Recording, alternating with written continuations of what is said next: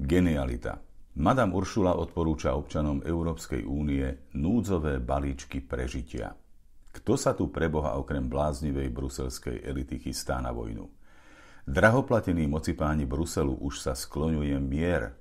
Z vojny a zbraní ste si urobili posadnutosť vy vo vašich hlavách. Nikto iný a nikto normálny ju nechce. Keby ste si náhodou nevšimli, už aj amíci zmenili kurz, vyjednávajú o prímerí a o ukončení nezmyselného zabíjania.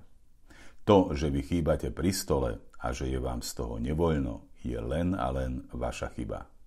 Poďakujte sa vašej spúrnosti, vašej pýche a vašej nebotičnej politickej naivite.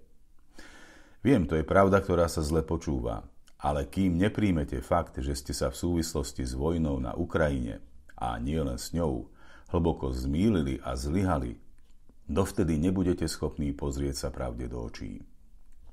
Občania Európskej únie odkazujú pani Uršule.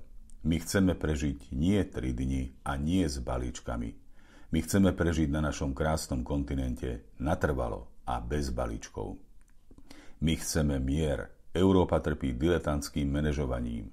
Namiesto zvyšovania životnej úrovne vlastných občanov chce skostnatená elita vyhodiť 800 miliárd na zbrojenie. Z tankov, rakiet a nábojov sa najedia akurát tak zbrojárske koncerny.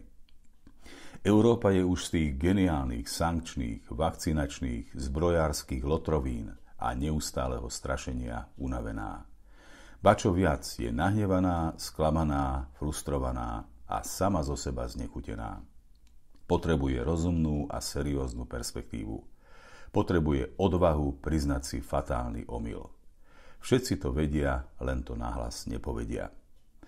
Tak to už býva, keď sa hlúposť oblečie a myslí si, že sa stala genialitou.